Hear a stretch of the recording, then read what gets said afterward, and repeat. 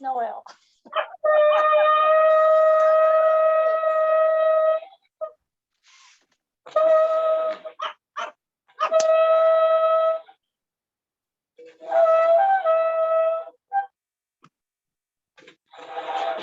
Here's Kim.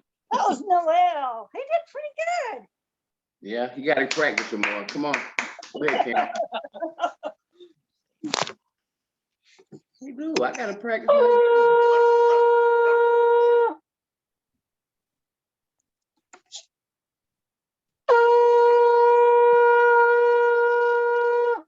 All right, one more, Kim.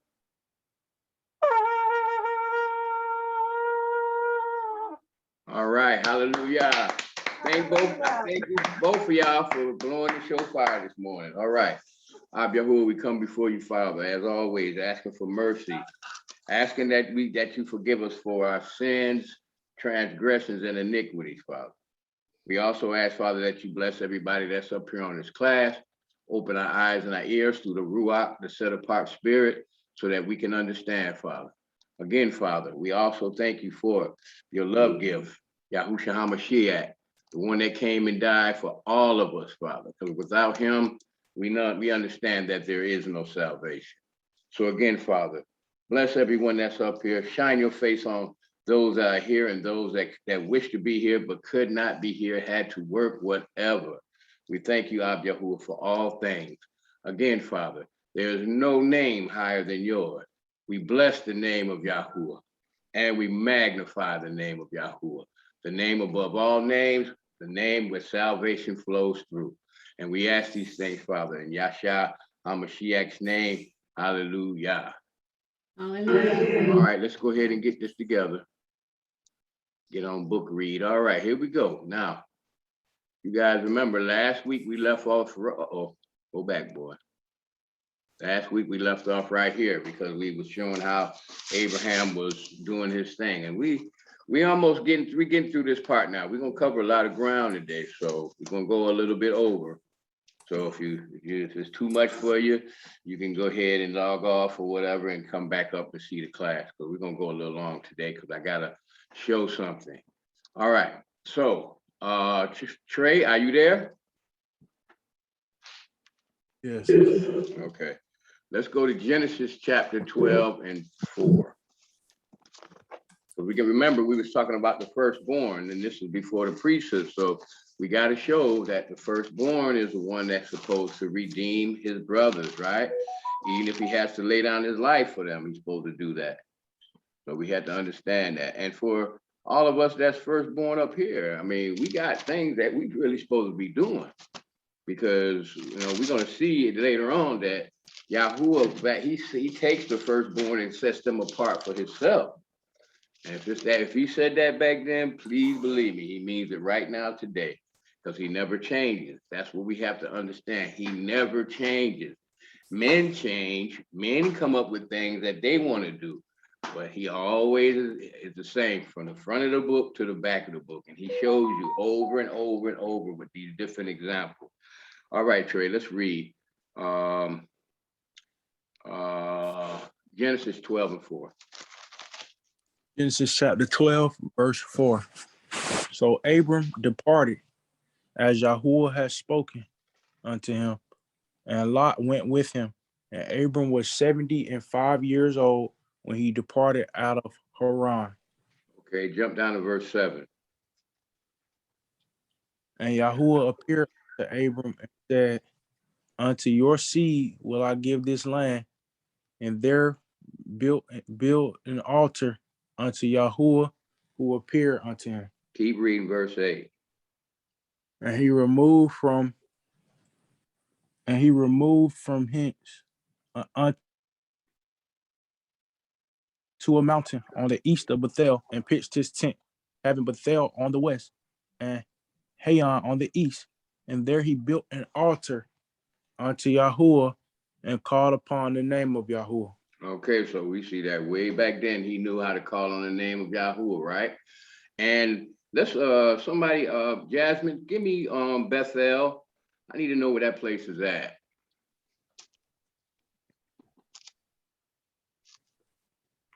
Okay, I'm looking it up now. Mhm. And Trey, while she's doing that, we're gonna go to chapter 13. We're gonna look at something. So she'll have It it. says, Go ahead. it says the house of Yahuwah is an ancient place and the seat of worship. See that? And Go ahead. in Ephraim, I think, Okay. in the border of Benjamin.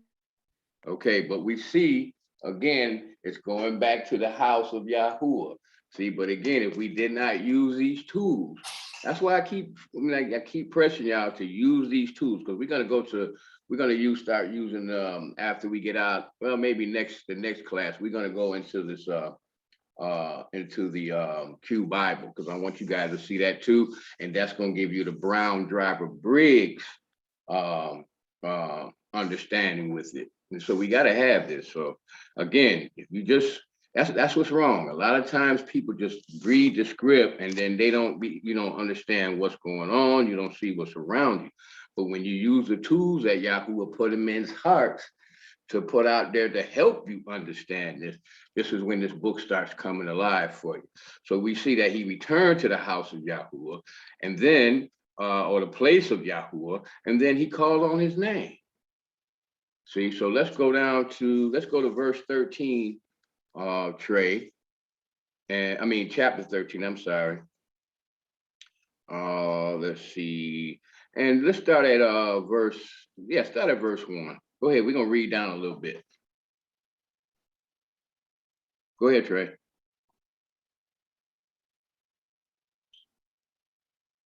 Okay, I'll do this one. And Abram went up out of Egypt. This is Genesis chapter 13 now. He and his wife and all that he had. I know your thing is probably jumping in and out, Trey. I get this one. You get the next one. And Lot with him into the south. And Abram was very rich in cattle and silver and gold. So you see, I was blessing this brother. And he went on his journeys from the south even to Bethel, unto the place where his tent had been at the beginning, between Bethel and Hai, unto the place of the altar which he had made there at first. So again, we see here he has an altar built, right? We see that, again, it is still passing down from the very beginning for what he was taught from his elders, right? And there Abraham called on the name of Yahuwah, and Lot also, which went with him, had flocks and herds and tents. So please believe he was trying to teach this stuff to Lot too, because that's what we do. See, as firstborns, or either just people in general, once you start getting this information, we have to pass it on. You can't be afraid to pass it on. You have to pass it on no matter what the consequences are going to be. And you'll see, once you go ahead and totally submit, get in the water, and then you start talking to people, it's just going to come out. You're not going to be even close. You can have your hand over you. Ever you're going to find yourself putting your hand over your mouth and saying, I ain't going to say nothing. I'm not going to say nothing, because the spirit is always going to bring somebody to you to ask you a question. They start talking about the Bible at work. You're like, oh, then they come up with all this stuff. And you're like, wow, where they get, I got to help them. You know what I'm saying? And before you know it, it's on. So let's keep going. And Lot also, which went with him and had flocks and herds and tents. And the land was not able to bear them, that they might dwell together, for their substance was great, so that they could not dwell together. So they were just by the Lot being with Abram, whether he was studied or not. Guess what? I mean, their blessing was so strong. They had too many people. They had too many animals, and there was strife between the herdsmen of Abraham's cattle and the herdsmen of Lot cattle. And the Canaanites and the Perizzites dwelled there in the land. And Abraham said unto Lot, let there be no strife, I pray thee, between me and thee, and between my herdsmen and thy herdsmen, for we be brethren. Is not the whole land before thee? Separate this thyself, I pray thee, from me. If thou wilt take the left, then I will go to the right. And if thou depart to the right, then I will go to the left. So we see this brother was humble. Because actually, he being the elder, he could have said, okay, well, look here, man, I'm going to take this and then you and your herd, but he didn't do that. He said, if you want to go to the left, I'll go to the right. If you want to go to the right, I'll go to the left. And Lot lifted up his eyes, beheld the plain of Jordan, that it was well watered everywhere, before Yahuwah destroyed Sodom and Gomorrah, right? Before the Lord, Yahuwah destroyed Sodom and Gomorrah, even as the garden of Yahuwah, like the land of Egypt. Okay, so we see that he chose the plain of Jordan. We know that he ended up going down to Sodom and Gomorrah, where it says the man was wicked. I mean, exceedingly. That's kind of strong right there. I mean, but it's the same way this world is right now, exceedingly wicked. I mean, it's so many children right now that's being prostituted. A lot of these girls that come up missing from this country, you best believe they taken overseas somewhere. If they're not killed, they taken overseas somewhere and they put into this, what they call that thing, this child abduction. This is what's happening. And they prostituting them over. You know, you should go on YouTube sometime and pull some of that stuff up. I mean, girls in Haiti, all over this world, they being snatched up and put into prostitution, or they being tricked to come to a country to work because there's no work in their country, and they being forced to do these things. The murder is out of control, right? The rapes is out of control, right? I mean, everything is exceedingly wicked right now. You know, you got to have bars and alarms on your car, alarms and bars on your house. You're scared to go on vacation because, I mean, all these, you buy a brand new TV, you got to cut the box up and put it in a bag and to put it out on the curb. You know what I mean? Because somebody might want to come in your house pirates taking your, when you order your stuff from Amazon, they come in. It's just old people being disrespected, not getting no type of love, and they got to go back to work, you understand, just to make it. You know, when they've retired, they've worked all their lives because this system is set up to grind you to pieces. But this is what we got to understand. It's no different. As it was in the days of Noah, it's going to be the same. It is the same way, and it's going to get worse. Right? Now, we know that he ended up rescuing Lot, right? We read that last week. Let's go to, we're going to look at it again. Let's go to Genesis chapter 14, Trey. So Lot ended up going down where the men were exceedingly wicked. Okay, come on, Trey. Genesis chapter 14, and we're gonna start because we got a lot to get through today. Let's jump down to verse 14. I'm actually read 12 through 14. Genesis chapter verse 12 through 14. And they took Lot, Abram's brother's son, who dwelt in Sodom, and his goods, and departed. And there came one that had escaped, and told Abram the Hebrew, for he dwelt in the plain of Merim, the Amorite, brother of Eshcol and brother of Aner, and these were confederate with him, with Abram. And when Abram heard that his brother was taken captive, he armed his trained servants, born in his house 318, and persuaded them unto Dan. Okay, and he pursued them unto Dan, and he divided himself against them, he and his servants by night, and smote them and pursued them unto Hobah, which is on the left of Damascus. So we see that he redeemed his brother, and we see that he restored all things back to this man, right? Because later on, when the king of that land was dealing with him, he was like, look, man, he said, you can't give me nothing. I don't want nothing from you. Everything I have, I get from my creator. Let's go to Genesis 15 now. And let's see, start at verse 1, Trey.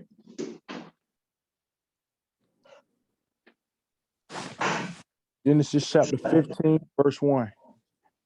After these things, the word of Yahuwah came unto Abram in a vision, saying, fear not, Abram, I am your shield and your exceeding great reward. Right, go ahead.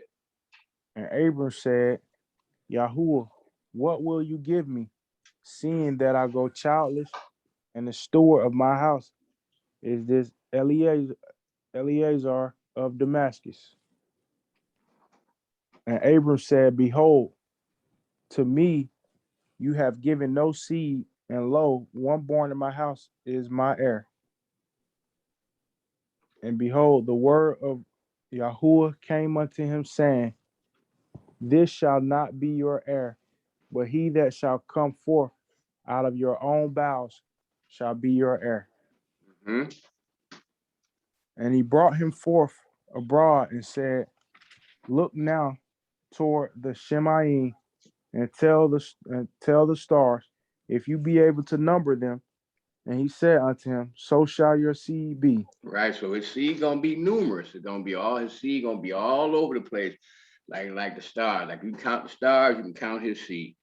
Go ahead. So that lets us know that it's just not one set of people. It's all kind of people all over the place. All right, come on, man.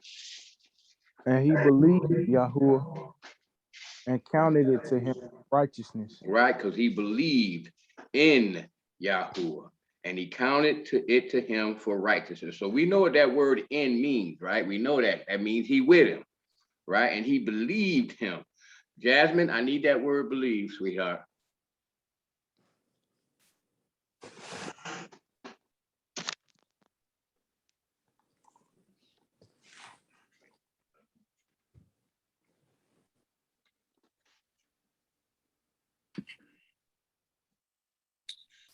All right. To stand firm or to trust, to be certain. So we got to be certain and we got to be able to stand firm in Yahuwah no matter what. We got to be able to trust him. That's what stand firm means, to trust him for all things. See, so sometimes we can't try to fix the thing ourselves. We got to let him fix it. That means we don't need to be worrying about that, no matter what the situation, because we're supposed to be soldiers in this thing. Right? We're supposed to be able to endure hardship. So we can't trust him when everything is good. And then when it's not, all of a sudden we start trying to fix it ourselves. We can't do that.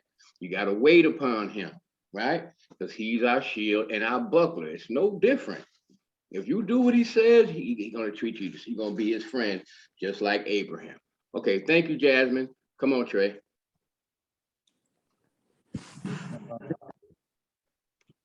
Verse 7. And he said unto him, I am Yahuwah that brought you out of Ur of the Chaldees to give you this land to inherit it. And he said, Yahuwah, whereby shall I know that I shall inherit it? And he said unto him, Take me an heifer of 3 years old, and a goat of 3 years old, and a ram of 3 years old, dove, and a young pigeon. Okay, because we're going to see these later on. It's the same animals that's going to be used by Levi. See, because this is a requirement. That's how when Noah got off the boat, what did he do? He went ahead and sacrificed what? 7 of every clean animal. You understand what I'm saying? Because he understood what was going on as far as the Melchizedek order in the heavens. So he was doing what he was taught to do, what was passed down. Okay, go ahead. And he took unto him all these. And he took unto him all these and divided them in the midst and laid each piece one against another, but he did not divide the birds. Right, that's very important because we're going to see that when we get to the priesthood. They wrung the bird's neck, but they didn't break a bone on this bird. You see what I'm saying? But he divided all the other pieces. Go ahead, son. And when the fowls came down on the carcasses, Abram drove them away. And when the sun was going down, a deep sleep fell upon Abram, and lo, a horror of great darkness fell upon him. And he said unto Abram, Know of your surety that your seed shall be a stranger in the land that is not theirs, and shall serve them, and they shall afflict them 400 years. Right. Again, so a lot of people try to pretend like this is going on right now. This is we've been here longer than that. Actually, some of us was already indigenous here and was taken from here to other places, but that's a whole nother lesson. All I'm trying to say is it's not this American captivity. So let's jump down to verse 17 and read, man. Verse 17. And it came to pass that when the sun went down and it was dark, behold, a smoking furnace and a burning lamp that passed between those pieces. Right. Go ahead. In the same day, Yahuwah made a covenant with Abram, saying, unto your seed have I given this land, from the river of Egypt unto the great river, the river Euphrates. Okay, so we see that here's a smoking lamp and a burning furnace, which is the Elohim that walk between the pieces. You understand what I'm saying? So the covenant was made, right? In the same day, Yahuwah made a covenant with Abraham, saying, unto thy seed have I given this land. So you got to understand, this is another additional, another part of these covenants. But a lot of people miss this. They'll take you to the covenant of circumcision, but they miss this every time. And this is a very strong one because you had a walk of blood. It's a lot of different things into this, but we're going to get into that a little bit later. Let's go to Genesis chapter 26, Greg.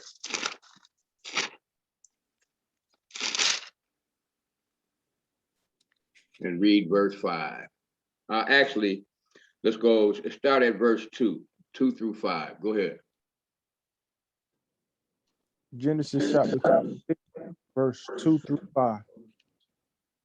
And Yahuwah appeared unto him and said, go not down into Egypt, dwell in the land which I shall tell you of. Sojourn in this land, and I will bless you. And I will be with you and will bless you. For unto you and unto your seed I will give all these countries, and I'll perform the oath which I swear unto Abraham your father. Okay, so we see that Abraham, he swore an oath unto Abraham. These oaths are very important because he's not going to break these oaths. We might break them, but he never breaks them, ever. And this is when you start going through the scriptures, you're going to keep seeing him, he keep bringing this up.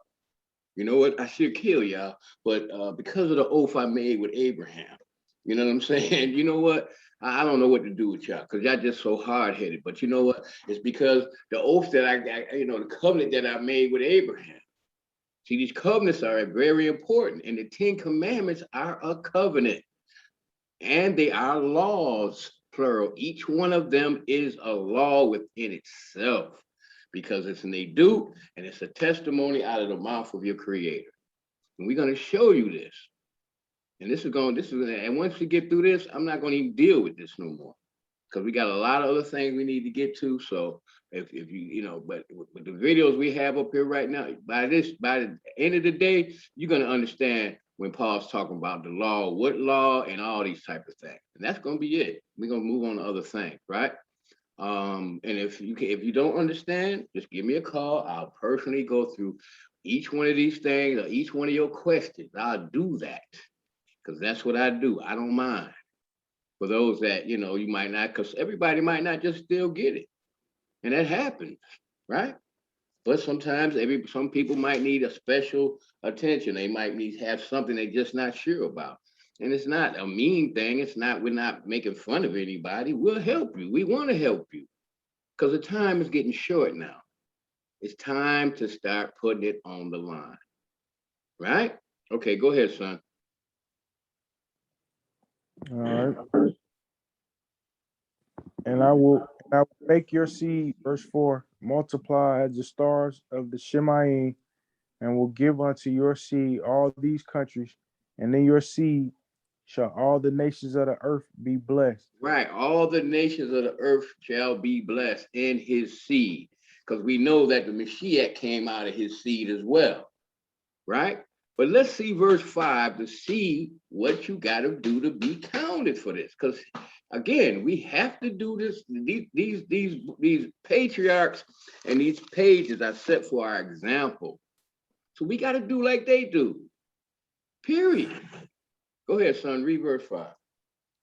Because obeyed my voice, kept my charge, my commandments, my statutes, and my laws. So here we go. We see the commandments in play. We see the statutes in play, and we see that it's a charge. By now, we should understand what these things are.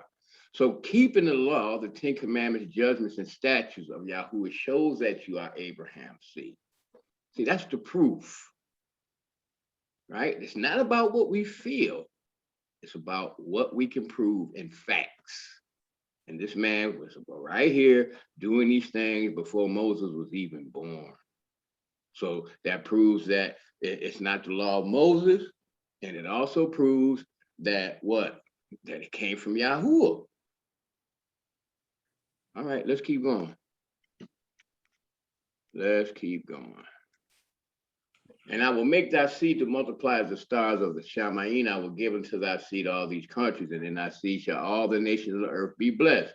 Because that Abraham obeyed my voice, kept my charge, my statutes, my commandments, my statutes, and laws.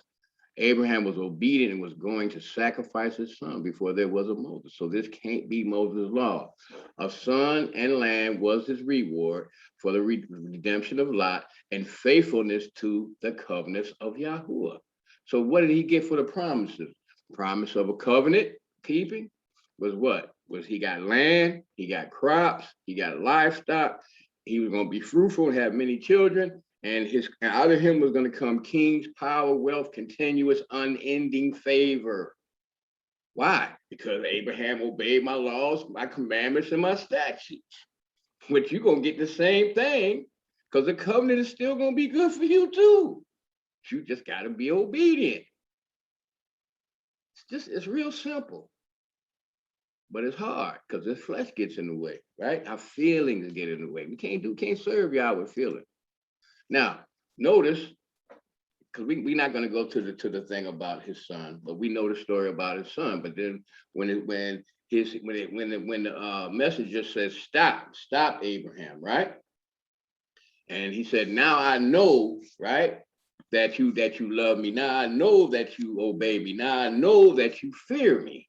See, fear of Yahuwah is what makes you his friend. Because it's not like a fear thing, like somebody jumping out of a closet, that's a monster. It's a fear where you respect him enough to be obedient to him and trust him in all things. Now, but what I want you to notice is, it said that when he looked up, there was a ram whose head was caught in the thicket. Notice the offering was a ram, right? Which represents the Mashiach.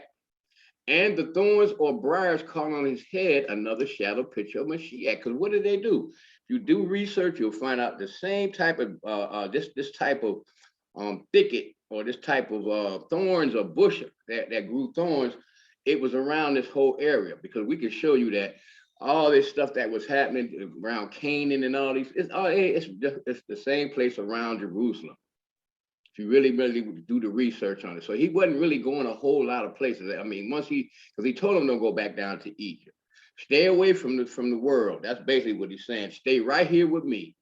And that's what we got to remember. But it's the same type of thing, because the thorns that was caught around the ram's head is the same type of bush and same type of thorns that they slammed down on the Mashiach's head.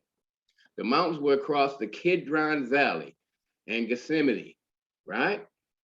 So Gethsemane means oil press, olive oil, and olive oil represents the Ruach, right? The same thing we're going to see when they take the pure beaten olive oil and they put it in the what? Menorah, or they put it in the lampstand, and it gives light. Because see, the light represents the Elohim, whether it's the Father, whether it's the Son, whether it is what?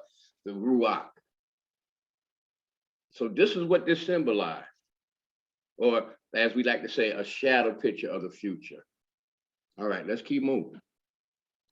Now, this right here is a Jewish rendition, because we talked about that last week. This is what they believe. This is not necessarily, again, like we talked last week.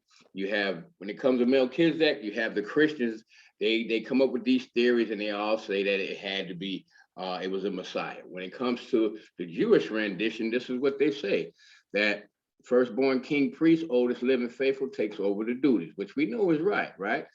But Shem outlived Abraham, so they say he couldn't have been a firstborn, because Shem was still alive when Abraham was born, while he was born. So it just goes through how he outlived Arpachshad, outlived Shelah, king of Salem, or Shalom, king of peace, or Jerusalem. The name Melchizedek is an English rendered word, which it is. It should be Melech Zodekah, king of righteousness, because that's what it was, right? Shem represented the Father. When you gave tithes on earth, you was given tithes to Elohim of Israel. The priesthood has no beginning or no end. because that's what you'll hear a lot of them say, that it was referring to the priesthood that had no beginning or no end. Okay, I just want to put that out there. We're gonna keep rolling. But this is the Jewish rendition, and then you have the Christian rendition. So again, all these years I've been trying to figure this out. I just gave up. I mean, you know what I'm saying? This is for me, this was one of the things that the Mashiach is gonna have to reveal. Okay, let's keep rolling. Now, pray for one another's well-being, contentment, and protection. So we're supposed to pray for each other like we did that fast a couple of weeks ago. For you have been called for this very purpose, that you might inherit a blessing from Yahuwah that brings well-being, happiness, and protection.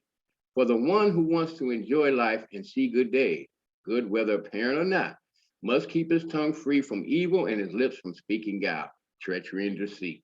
He must turn away from wickedness and do what is right. He must search for peace with Yahuwah, with self, with others. Because if we ain't at peace with ourselves, we ain't going to be at peace with nobody else, right? And pursue it eagerly, actively, not merely desiring it. See, because we can desire it, but if we're not actually doing the steps, it don't mean nothing. For the eyes of Yahuwah are looking favorably upon the righteous or the upright. We know what that means, that word upright. By now, we know what that means. That means what? How am I upright? I'm not upright on my own, but by keeping the commandments and having the Mashiach with me, that's what's going to uphold me. And his ears are attentive to their prayers, eager to answer. But the face of Yahuwah is against those who, let's go to 1 Peter 3. See, because we can in the book, that's why a lot of time when you're not keeping these commandments, people get mad when you say this, but I mean, Solomon told you that the prayer of the wicked is an abomination. So if he don't know you, you don't have a covenant with him, you're not trying to walk in this thing, you can pray all you want. It don't mean nothing. 1 Peter 3, 9 through 12, Trey. And this is what we got to understand. So we got to get this Western mindset out of our mind, because this is the Elohim of the Hebrews and anybody else who wants to be spiritual Israel. You can't just come up with your own rules and just serve him as you want to. You just can't do it. 1 Peter, Trey, 3 and 9 through 12. 1 Peter chapter 4, verses 9 through 12. Mm-hmm. Not rendering evil for evil or railing for railing. Right. We can't be somebody do something to us. We can't do that back to them. All that arguing and screaming and fussing. We're not supposed to be like that. I mean, we just don't do that. But sometimes, I mean, that's what, you know, that's people that's in their emotions that do that. All right, go ahead. But contrariwise blessing, knowing that you are called, that you should inherit a blessing. Right, because you called. Otherwise, you wouldn't even be up here on class. You'd be washing your car today, going to the mall or doing something else. But you here. So that means something inside you is saying, I got to get to this class. You know what? I need to go to class today. I need to hear what thus says Yahuwah. Right? Because this ain't what we just reading. That's all I know. I just point out the stuff. I ain't nobody. Go ahead, brother. Verse 10. For he that will love see good days, let him refrain his tongue from evil and his lips that speak no guile. Right. So if for him that will love life and see good days. Okay, so love life and see good days. So that means not only while you here on this earth, but later on, because you want to see good days forever, right? That means you got to watch what you say. Right? Go ahead, Trey. Let him eschew evil and do good. Let him seek peace and ensue it. Right, ensue it. We gotta go after this thing, right? We gotta seek peace, right? Not confrontation. Go ahead, son.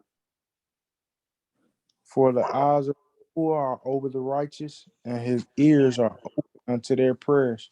But the face of Yahuwah is against them that do evil. Mm-hmm. Go ahead, keep going.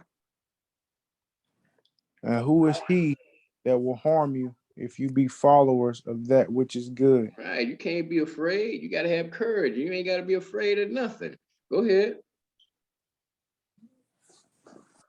And who is he that will harm you if you be followers? But And if you suffer for righteousness' sake, happy are you, and be not afraid of their terror, neither be troubled. Right. So we can't be afraid no matter what. All of a sudden, when you start living right, then that job, they start tripping on your job, and then they start acting like they want to fire you. So what? Man, I don't care about this. I got Yahuwah. He gonna fire me. Maybe this ain't where I'm supposed to be at anyway. And again, I promise you, I've seen it in my life, and I've seen it in my wife's life. When all of a sudden you just don't fret, keep being happy, keep being joyous, pray, right? Keep doing your due diligence, and next thing you know, boom, phone ringing. Oh, we saw this and we wanted to. Okay, well, what I need to do? Well, no, we want to hire you today. You just get down here, and this is what we're gonna. What you gonna offer me that? Yeah, we're gonna offer you to. I'm telling you, I've seen it too many times. Go ahead, give me the next one, Trey. But think before your hearts, and be ready always to give an answer to every man that asks you a reason of the hope that is in you with meekness and fear. Keep going. Having So you got to be able to give an answer to this. You can't be afraid. You always got to be able to give an answer, because they're going to ask you questions. You know what I mean? It's going to be different situations that come up. But I mean, it could be anything. And they're going to be like, how come you don't do this, man? How come you don't do that, sister? Because of this. See, because by now we've been doing this. Some of us have been up here for a couple of years. You're supposed to be able to give an answer. And you're supposed to be able to flip these pages or use your phone or whatever you like to use. You know how I am. I like to turn pages, but you got to be able to give an answer. Keep going, son. having a good that whereas speak evil of you as of evildoers, that they may be ashamed that falsely accuse your good conversation in Mashiach. Right, because you're going to make people uncomfortable. I mean, whenever they're around, I don't know nothing about the football game. Because I might watch a couple of highlights here and there. If somebody come over here, I might, maybe I might watch a game, but my conversation is going to be about this book, because I'm trying to help you. You understand? So now people not going to like that. And they're going to start saying, oh man, that cat, I seen him doing this, or he be doing that. You don't even know nothing about what they're talking about. But guess what? It doesn't matter. You just keep doing what you're going to do, because eventually the truth is going to shine forth, and they're going to end up being ashamed. For it is better if the will of Elohim be so. So it's better for you to do the will of Yahuwah, that you suffer for well-doing than for evil-doing. So what that tells me? That tells me in this walk, you're going to go through some sufferation. It ain't going to be all peaches and cream. We was in Christianity, everything was all sweet and everything. Next thing you know, I'm blessed and highly favored. All these things. Never had a problem. As soon as you start walking in this thing, you get in that water and come out, it's going to be all kind of stuff. Why? To prove you. We just got to see, and as through this whole series right now, the test that's been going on. So you're going to be tested. If he's telling you he has a reward for you that you can't even imagine in your little pea brain, and mine too, then, you don't think that you're going to he got to know that you're worthy of it? That's just the bottom line right there. You got to understand that. So let's keep rolling. So this is not, if this is not like a cuddly thing. I'm sorry, it's not. Serving him is hard, it's rough. It has a lot, it's sweet at the same time, because once he brings you through that situation, you'll be like, wow, there's nobody else that could have did this but Yah. Now your faith is exploding. See, because it's no other way this could have happened but him, and he does that. So you got to understand that. Let's keep rolling. Now, the tabernacle will be with men, right? Hakal, it means palace in Hebrew, right? And Yaakov to prevail in power. Let's go to Revelation chapter 7, Trey.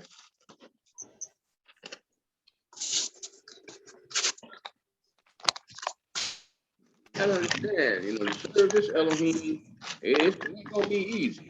You're gonna go through some stuff. Okay, if it's not Trey, I need you to be on mute, please. Revelation chapter 7. Come on, y'all. Revelation chapter 7, verse 13 through 17, Trey.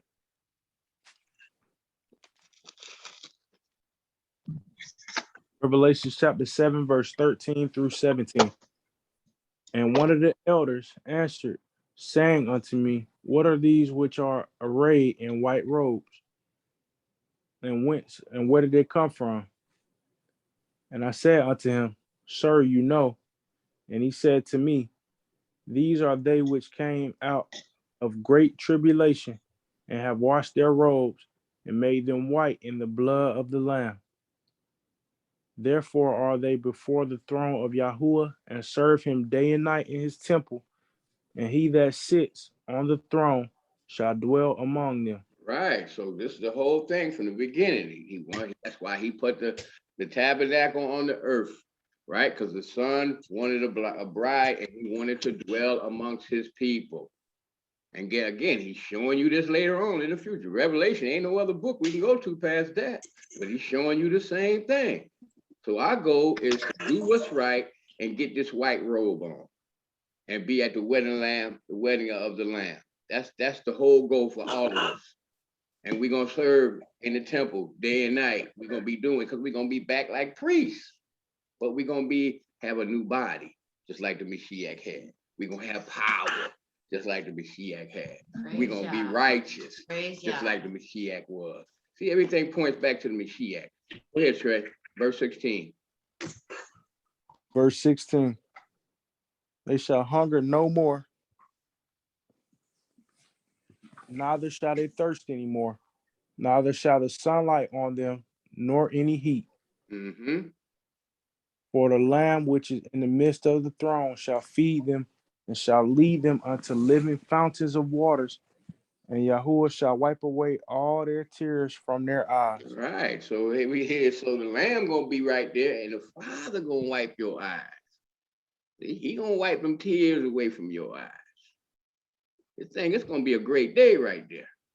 All right, let's go to Revelation chapter 11 now, Trey.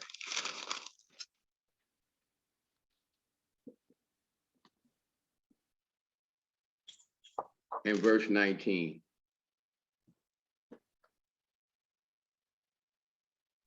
Did I say 11? Mm-hmm. Come on, Trey. Revelation chapter 11, verse 19.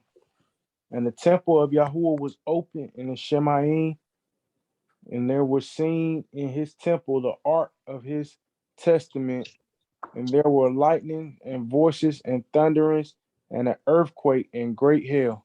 Okay, so guess what? So we're gonna see the ark there, the ark of the testimony there, right? Now, let's do something else real quick, and then we're gonna, because I'm gonna jump over 21. Let's see, I'm gonna show y'all something. Let's jump down to verse I'm gonna show y'all something. Let's jump down here to verse let's go over to chapter 12 and jump down to verse 3, Trey, and start reading. Verse 3 and then start reading. Go ahead, son. Revelation chapter 12 and verse 3. And there appeared another wonder in the Shemaim, and behold, a great red dragon, having 7 heads and 10 horns, and 7 crowns upon his head. And his tail drew the third part of the stars of the heaven, and did cast them to the earth. Mm-hmm. And the dragon stood before the woman which was ready to be delivered, for to devour her child as soon as it was born. He brought forth a man-child, who was to rule all nations with a rod of iron, and her child was caught up unto Yahuwah and to his throne. Mm-hmm. And the woman fled.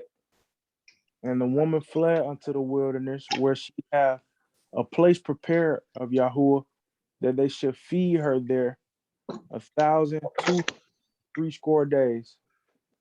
Okay, so we know, so we seeing, what is that noise, y'all? Is everybody on mute except Trey? I'm sorry, it was me. Okay, go on mute, please. All right, so we see that So it's just showing you that Hasatan was thrown out of the heavens. He took 1/3 of the angels with him, right? Because he grabbed the stars by his tail. We see he came to the earth and he was trying to kill the Mashiach, right? But we also see something else here, that it's going to be a place of safety that he's going to take you to, out in the wilderness. See? So this before all this rapture thing, this is way before the rapture. He's going to take you out and put you in a place of safety. But that's a whole nother lesson. I just want to put this on your mind. Now let's jump down here, Trey, to look at jump down to verse 14 and read. Verse 14. And to the woman were given 2 wings of a great eagle, that she might fly into the wilderness, into her place, where she is nourished for a time and times and half a time for the face of the serpent. So when all this other stuff is going on, you're going to be out there in a place of safety. Go ahead. For those that's righteous, because he's going to tell you what you need to do. Now, this is a revelation now. And this is talking about the future. You're going to see, we're going to see who Hasatan is mad with. Go ahead, son. And the serpent cast out of water as a flood after the woman, that he might cause her to be carried away of the flood. And the earth helped the woman, and the earth opened her mouth and swallowed up the flood, which the dragon cast out of his mouth. And the dragon was angry with the woman and went to make war with the remnant of her seed, which kept the commandments of Yahuwah. Wait a minute. Was that what? Say that, read that again. Which keep the commandments of Yahuwah and have testimony of Yahusha. That's something. So this who the dragon, he ain't mad with nobody else. He mad at the ones that's being obedient to these commandments, and they have the testimony of Yahuwah. And that's going to be very important, because we're going to see why. Now, the temple is a place of the throne of Yahusha. We can go to Ezekiel 41, 1-7. We're not going to do that. I want y'all to write that down. You can go there on your own, right? But this is very important. So this is telling us not only do you got to have the commandments that was given to Moses and the statutes and the testimonies, right? You also got to have the testimony of Yahushua HaMashiach, the one they call Jesus. Because he told you, if you love me, keep my commandments. I mean, it's right there. So let's keep rolling. I just want to put that out there while we're going to learn right here today. Now, the children of Israel are the firstborn of Yahuwah. We can go to Exodus 4:22 and see that. Exodus 19:5, and now if you will indeed hear my voice and keep my covenant, you shall be to me a peculiar people above all nations, for the whole earth is mine. Why? Because he created it. Exodus 19:6, because trust me, when you're walking in this way, please believe me, you're going to be peculiar, because you're not doing what everybody else is doing. It's not going to be normal to you. I mean, normal to them. What's wrong with you, man? You know, man, how come you don't do? How come don't you go to what? How come you don't believe that, man? We ain't got to do that no more. You're going to be peculiar. And you shall be to me a royal priesthood and a holy nation. These words shall thou speak to the children of Israel. And First Peter 2:4-10, it's mentioned to you all over again. Same thing is quoted from right here. So the definition of royal is of or related to a king, queen, or other sovereign, royal power, or royal palace. See, all these things you're going to have. Because what did he tell you? I go to prepare a place for you, right? He told you that in my Father's kingdom, there's many mansions. You're going to have you a palace too, because you're going to be a king or a queen, but you got to do what he says. See, I mean, so he's trying to make you a royal priesthood and a holy nation. Somebody, sister asked me, I know it's much more to this thing than, yes, it is. It's a lot more to this. It's about a lifestyle. That's what it is. It has to be a change in lifestyle. Otherwise, you ain't gonna be counted worthy. So let's go to Jeremiah chapter 2, Trey. So we're gonna show you how that Israel is the firstborn. And if you join yourself to Israel, whoever, because guess what? His seed was going to be like the stars in the heaven. So all you got to do is do what he's giving you to do. It don't matter who you are. And this is what you're going to have. See, so Israel is Reshit. Jeremiah 2 and 3, Trey.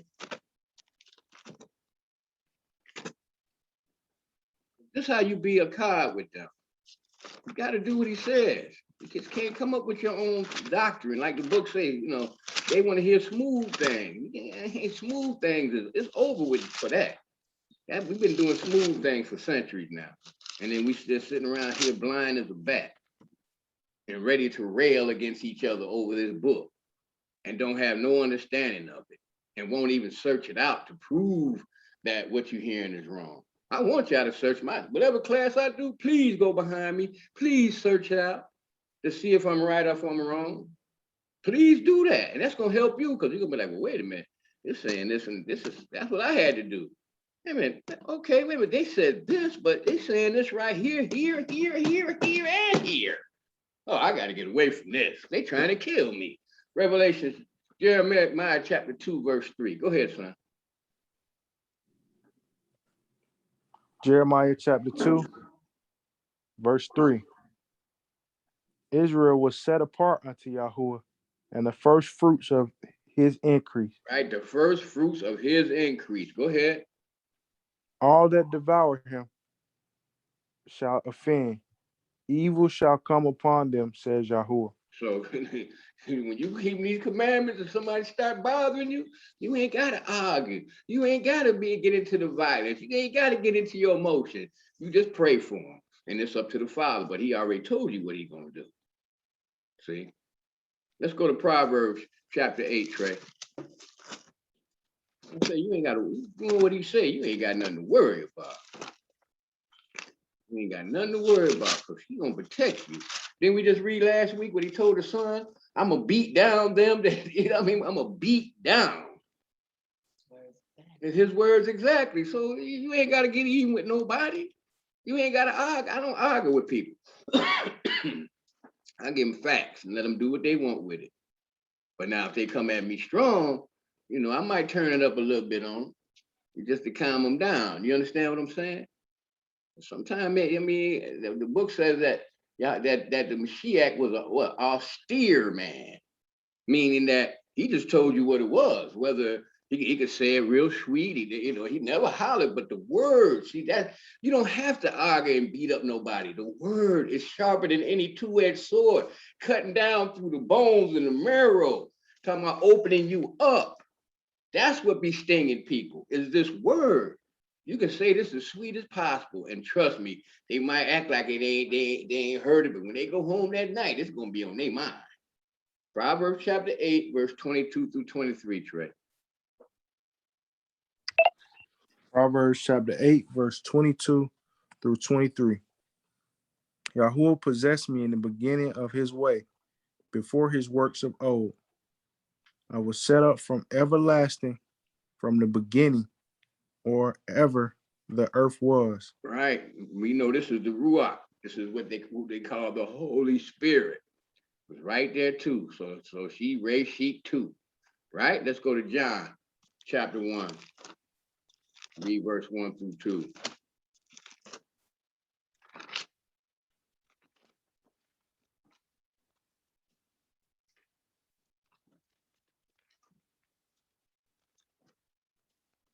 Go ahead, Trey.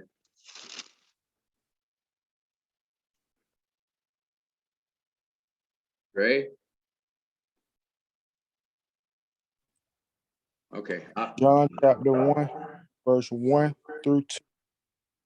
In the beginning was the Word, and the Word was with Elohim, and the Word was Elohim. Mm-hmm. The same was in the beginning with Elohim. Right. The same was in the beginning. We can go to a few places to even, to correspond with that. We do that sometimes. We're not going to do it today. Go to 1 Corinthians, Trey. 15 and 23.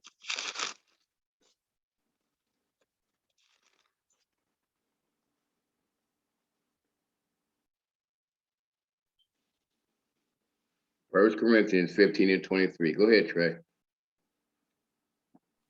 1 Corinthians 23. But every man on order, Mashiach the first fruit, afterward, they that are Mashiachs at his coming. Okay, so that's what we waiting on. So, but again, we see that all these things, all these firsts, right? So this first thing is very important with Yahoo. But again, we know we got to have the commandments and the testimony. If we want to just like, that's why Isaiah said, what did Isaiah say? To the law and to the testimony. If they don't speak about this, ain't no light in them. I don't care how good they sound. I don't care how many waves they got in their hair. And I don't care if them gators on their feet is freshly snapping. They got to have a muzzle on them so they don't bite people while they walking by. It don't matter. If they ain't got the light and the testimony, you don't need to be listening to that. So bear Reshit. Reshit is word number 7225. It equals the first or the beginning. So we saw that Israel was Bereshit, the wisdom is Reshit, the word is Reshit, right? So this is what you get. And we know we can get covenant out of Bereshit, Bereshit, in the beginning. Y'all see that? So let's keep rolling. Bereshit, right? Purpose of creation. Torah existed before creation. We see that because it's being passed down. The world, it existed before the world was created. Torah manifested in the earth because we see the patriarchs doing it. So we have the Bayet here. Bayet, right? Which equals or build a house. This is a house. Bar, which means, right? Because bar, sheet, bar. So we know this is a resh.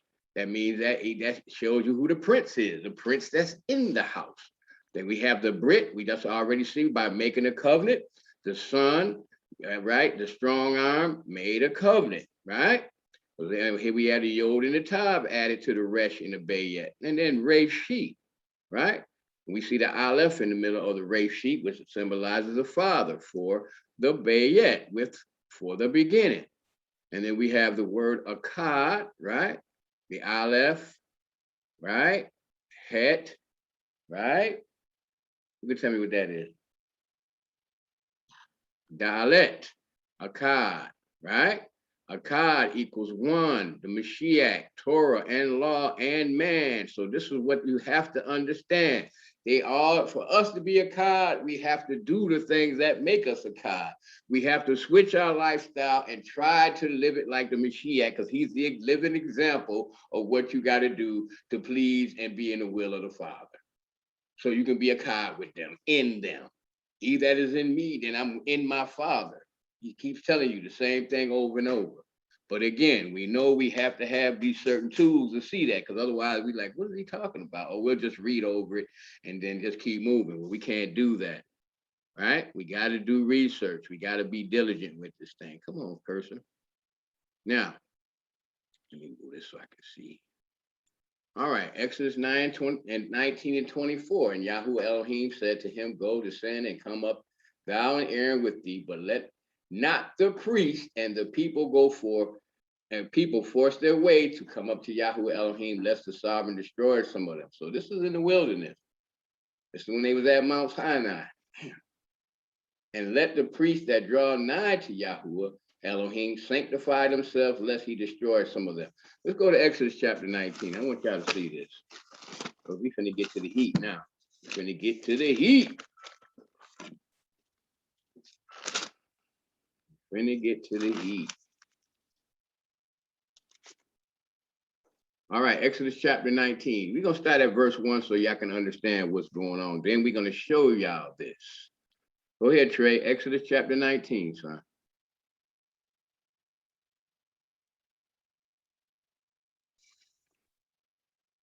Exodus chapter 19, verse 22. Verse 19, let's start at verse 1, man. In the third month, when the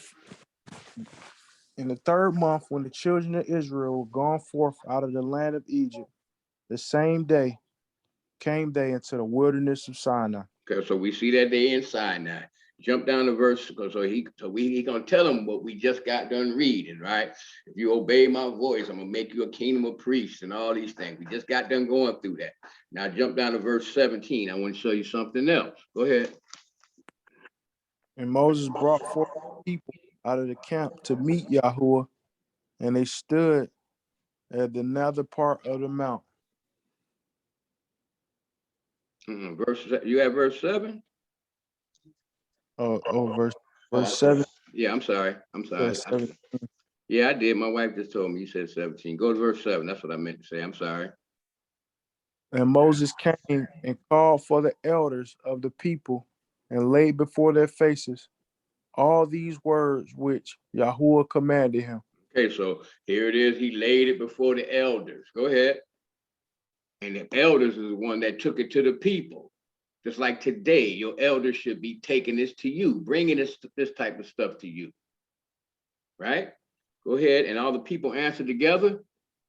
And all the people and said, all that Yahuwah has spoken, we will do. And Moses returned the words of the people unto Yahuwah. Jump down to verse 17 now. And Moses brought forth the people out of the camp to meet with Yahuwah or Elohim, and they stood at the near part of the mount. Go ahead. And Mount Sinai altogether on smoke, because Yahuwah descended upon it in fire, and smoke thereof ascended as the smoke of a furnace. Oh, so we see this furnace that's smoking, this lamp and this furnace then showed up again. So that's how you know who it is that was down there dealing with Abram. I mean, it's all over this book. Same one, because he's showing you what he is. That's when you see him, this is what you see. Because he ain't give you no similitude to him, because he know how crazy man is. The next thing you know, you got an idol of him up in the house, hanging up on the wall or in your car or something like that. So he just made it smoking fire and burning fire and smoke. Okay, so just so we see what happened. So here it is. This is what is getting ready to go down. Now, so we see in verse 24, Yahuwah Elohim said, "Go, descend and come up thou, Aaron, with thee, but let not the priests." So a lot of people think that this is talking about the Levites, but do you see a Levite here? No. See, verse 22. Let the priests that draw nigh to Yahuwah Elohim sanctify themselves, lest some of them be destroyed, right? So we see sanctify over here, y'all. To consecrate, sanctify, prepare, dedicate, be hallowed, be holy, be sanctified, be separate, to show oneself majestic. What? So you mean to say that when I do what he tell me to do, and all of a sudden I can't do what everybody else is doing, what's gonna set me apart, what's gonna cause them to talk bad about me and all these things, that makes me majestic? Because I'm already so in his eyes, I'm a king. I'm just waiting to get my mansion, right? My palace. We just talked about that. That's why you want to sanctify yourself. Let's go to Hebrews chapter 10. We're gonna come right back here in 22, Trey. This is another part of this thing. You're gonna be majestic. I want to be majestic. I don't know if y'all want to be majestic, but I do. Now, when you said let the priest that draw nigh, how we gonna see how the priest was supposed to draw nigh? Well, how they were supposed to draw nigh, right? And sanctify themselves. How do you do that? Go ahead, Paul. Tell us how to do it. Hebrews chapter 10 and 22. Go ahead, son. Hebrews chapter 2. Let us draw near with a true heart and full assurance of faith, having our hearts sprinkled from an evil conscience and our bodies washed with pure water. Ooh, so that's what we got to do. So now you got to get all this stuff out your mind. You got to get in that water, right? So Brown Drivers Briggs right here, Old Testament Hebrew lexicon, right? It says, for the priest, it says an active participle of H3547, literally one officiating, a priest, also by courtesy, an acting priest, although a layman, chief ruler, ex-own priest, prince, principal officer. So we see that these guys, whoever they are, they was just acting priests. They wasn't there because there was no ceremony done for them. There was no oath taken. There was nothing. They didn't even have blood sprinkled on them. But they was acting as priests, right? Like we've been seeing all these other people acting as priests. Now, let's look at this. Exodus 24:5. And he sent forth the young men of the children of Israel, and they offered whole burnt offerings, and they sacrificed young calves as a peace offering to Elohim. So we see that now these young men are the acting priests, and they're doing whole burnt offerings, which are peace offerings to Elohim, right? And he told them that they need to sanctify themselves, set themselves apart. Okay, let's keep going.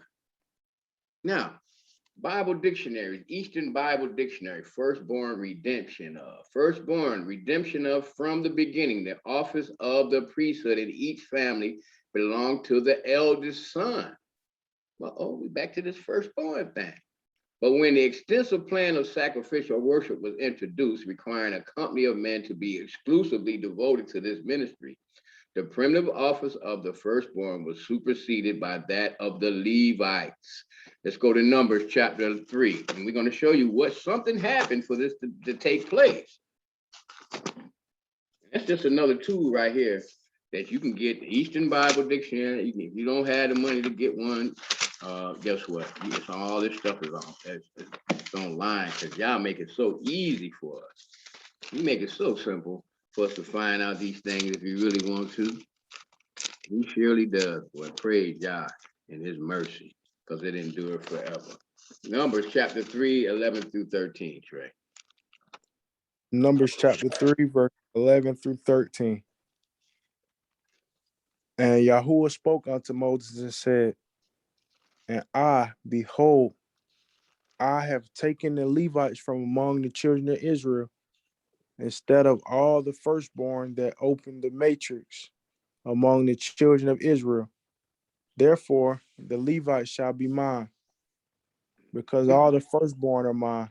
For on the day that I killed or smote all the firstborn in the land of Egypt, I hallowed unto me all the firstborn in Israel, both man and beast.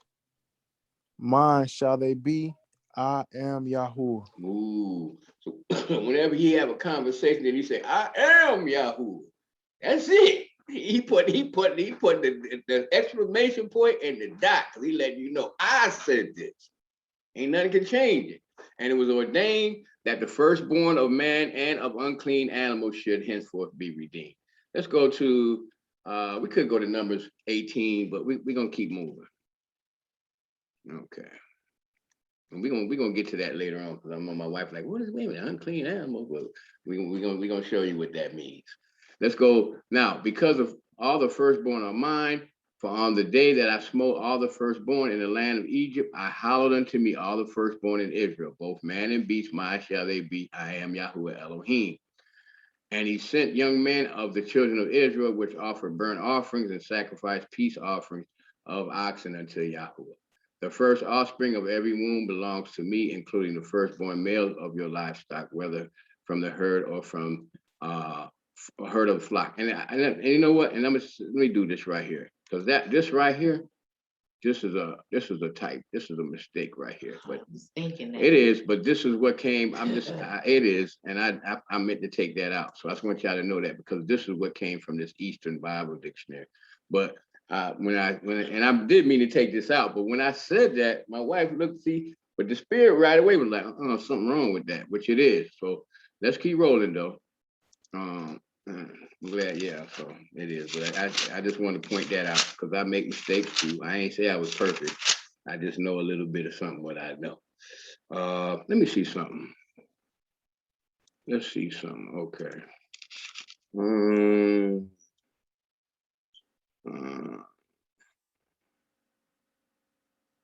Oh, yeah, it's right. Hold on a minute. It is right. Let's go back to Numbers chapter 18. Numbers chapter 18 and 15. It's right. Come on, Trey, Numbers chapter 18 and 15. Numbers chapter 18, verse 15. Mm-hmm.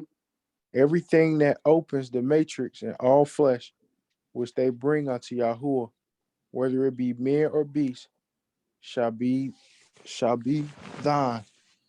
Nevertheless, the firstborn of man shalt thou surely redeem, and the firstling of unclean beasts shall you redeem. All right.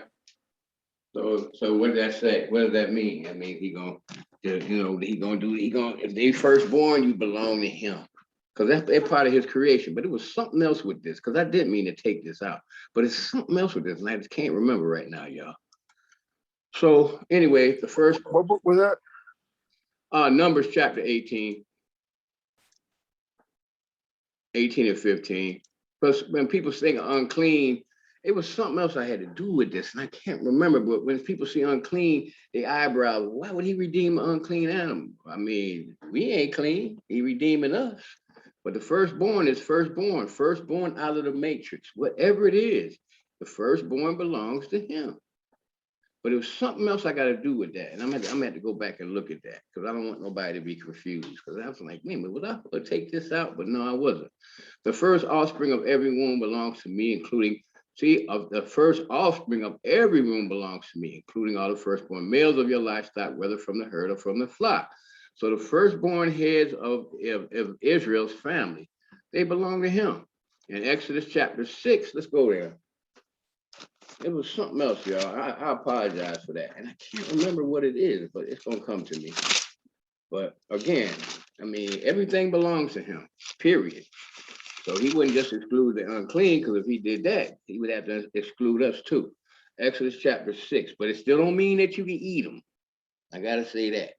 That don't mean you can eat them just because he redeemed them, because they're part of his creation, right? Because we even went through the insect world. He has some insects that we can eat, but some we can't, right? We can eat locusts all day, right? We can put them over the fire, cook them, dip them in honey. That's what they do right now. Some places in Asia, they still do that today. See? But I mean, he wouldn't want us to eat a spider. He gives you a certain type of, and how he tells you how the insect has to do for you to eat him. If he got many legs, you can't eat him. Right? It's unclean, but the firstborn of them, he's still redeemed. See, my wife going behind me, but that's okay. Let's go to Exodus chapter 6, Trey.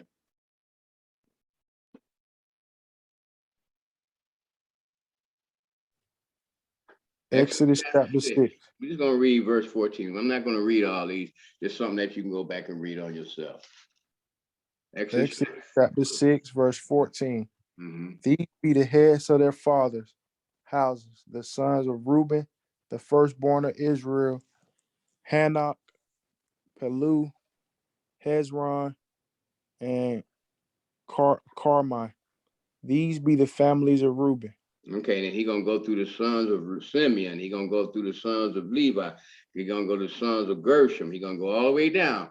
But the firstborn, the first son of each one of these tribes is who's actually doing these priestly things right now. All right, so let's keep rolling. Now, Exodus 32 and 30, and chapter 34, verse 10 through 11, Yahuwah renews the covenant and adds a promise of driving out the inhabitants of Canaan, with an added warning about idolatry in verse 12 through 17, and tells them to keep his feasts, not those of another Elohim. All right, so that Thanksgiving, you got to let that go. You just got to do it. I know we with family and all these things, but it's a feast. It's not his feast. Better promises added with the same law and a different priesthood. So we're going to see what the better promises is. See, the better promises is the Mashiach. See? So, but the laymen who come near shall be put to death, Numbers 3 and 10, the parallel New American Standard Bible. So, what is he saying? All right. So now he's chosen Levi. All right. Anyone else can't come near. Outsider can't come. The stranger can't come. Even Israel, that is not as unauthorized, you can't step to it. Can't do it. Then on the other side of this, what I'm saying is to come through to do the priestly duties. And on the other side of this, he's saying, beware of the scribes or certain men. I want y'all to write down this certain men. Okay? Because we're going to be seeing these certain men a whole lot of times later on. See, but he's telling us this. So it's the same kind of scenario back then and in the Mashiach's time, right? So in other words, you just can't be a layman and walk up. You can't approach him like that. And this is dealing with the priesthood. But we know what happened. We know that the firstborn, when the people started worshiping the golden calf, what happened? It was chaos, right? And then the law of the adulterous wife kicked in. Because remember, Moshe ground up the calf and made him drink. And that's the same thing that was the law according to the priest of the adulterous wife, because that shows that they was married, because this was Elohim's wife. And then what do? We got a golden calf, and we made a feast to it, we danced to it, and they did all kind of wickedness to this thing. So this is why Moses made them drink of the calf. The same way when the adulterous wife drunk, she had to uncover her head, meaning that her head was already covered. And she had to drink the dust that came out of the tabernacle, off the tabernacle floor, added with water. And if she drunk that and she was already had committed adultery, her thighs would rot and her belly would swell, which means she would die. See, same thing. So Moses did the same thing with us, with our ancestors, because they had committed adultery. I mean, not even days after they made the covenant. So these covenants are very important, right? Now, I'm hoping y'all understand this. Let's move further. Now, the firstborn lost his role and the Levites were added to the priesthood, not to minister to Yahuwah, but to spare the man. Let's go to Exodus chapter 32, Trey.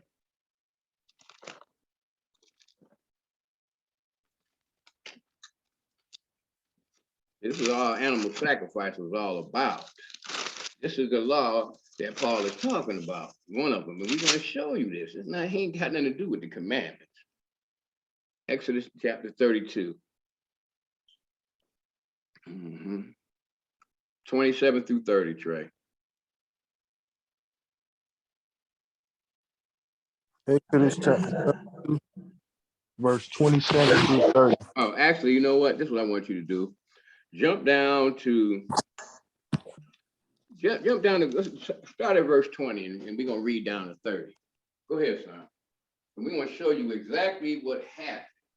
And so this is the same thing. When you start calling on other names and put that in place of his name, then it's adultery. When you're disobedient, that's like witchcraft. That's adultery. Okay? You know what I mean? With some of the places we go to, it's adultery. Once you understand this, it's adultery. I can't tell you what to do, but I'm just telling you in his eyes what it is. But you know, if you ain't been in the water, and it is what it is. But you've been in that water, you can't lie to me. You just can't do what everybody else does anymore. Because when you get immersed, or what they call baptized, that in his name, the name of Yahuwah, that means now you are in a covenant with him. If you ain't been in the water, then you just come into class and you ain't under no covenant with him. There is no covenant. He really don't even know you. That's his words. But this is why we have to strive to keep doing what we're doing and eventually make preparations to get in this water as fast as you can. Right? Like the gingerbread man. Go ahead, Trey. Start reading. Verse 20. And he took the calf which they had made and burnt it in the fire and ground it to powder and strawed it upon the water and made the children of Israel drink it. Mm-hmm. And Moses said unto Aaron, what did these people do to you, that you have brought so great of sin upon them? And Aaron said, let not the anger of my sovereign wax hot. You know the people, that they are set on mischief. For they said unto me, make us Elohims, which shall go before us. For as for this Moses, the man that brought us out of Egypt, we don't know what has become of him. Right, because he done went up on a mountain trying to go back and get some more information for the people, because now y'all done got married. And then first good looking man, the first good looking woman come by, here you is all up in their face. Not only that, now you done snuck off and laid down with him. And then he's somebody, look, man, you know how these people is. You know how your people is. Just go up on the corner. You see how they be acting? That's why you be trying to move way out somewhere to get away from them. Because they, guess what? Because they heart is set on mischief. Go ahead, son. And I said unto whosoever has any, let them break it off. So they gave it to me. When I cast it into the fire, and then a calf came out. Right, so here it is. Yahuwah done went ahead and spoiled the Egyptians, and then took all their clothes, their fine garments, and their earrings and gold and necklaces and diamonds and all this stuff, you know, like he's still stuck on today. And guess what? He spoiled them and gave it to his bride. And she adorned herself with this stuff. Now she taking off the gift that he gave her and put it in a cauldron to make another Elohim. You see how powerful this stuff is. Hey, that's why we gotta go beyond what we read. We gotta be able to look into this thing. Here is that's like a man giving his wife a wedding ring and she taking it off and giving it to another man. That's or a woman doing the same thing and your husband out here acting a fool. How you gonna feel? You know you ain't gonna feel right. You're gonna be upset. Somebody might even get hurt behind it. Go ahead, Trey. Verse 25.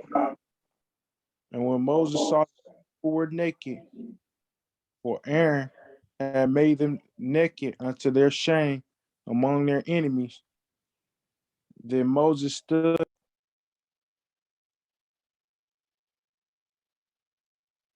You there? Okay, he's going in and out. Okay. Are you still there? All right, I'll take over right here. And when Moses saw that the people were naked, why were they naked?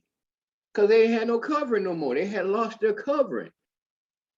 See, that's what happens to us when we step outside of the boundary. We all of a sudden we naked. You ain't got no more protection. Your shield and your buckler is gone. For Aaron had made them naked. See, because he was supposed to say, no, what is y'all doing? You can't do this. No, we have to serve Yahuwah. No, even if it was to death, because he was scared of the people. Instead of him telling them what was right, he was scared. And he went along with what they was doing. And then Moses stood in the gate of the camp and said, who is with Yahuwah? Who is on Yahuwah's side? Let him come unto me. And all the sons of Levi gathered themselves together unto him. So here come the sons of Levi. And he said unto them, thus says Yahuwah Elohim of Israel, put every man his sword by his side and go in and out from the gate to gate throughout the camp and slay every man his brother and every man his companion and every man his neighbor. So that means if it was your wife, your son, your cousin, whatever, if they went to go do this, if they partook in this, then it was death. Now, here is the Levite redeeming himself. Redeeming himself from what, Saul?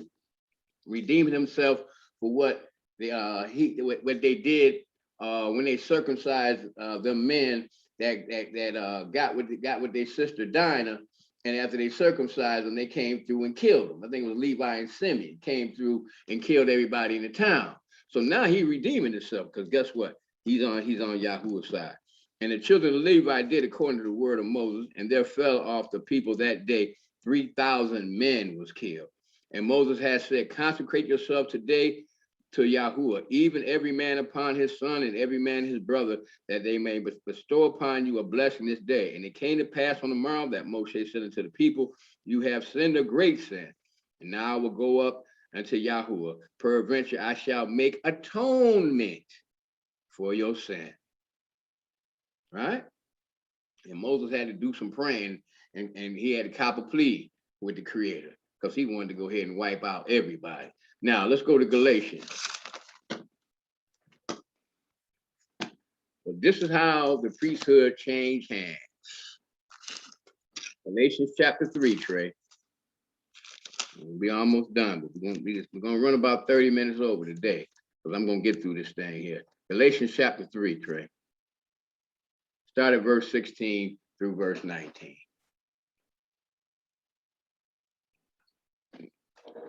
You still there? Okay, I'm gonna do this one. Galatians chapter 3, verse 16.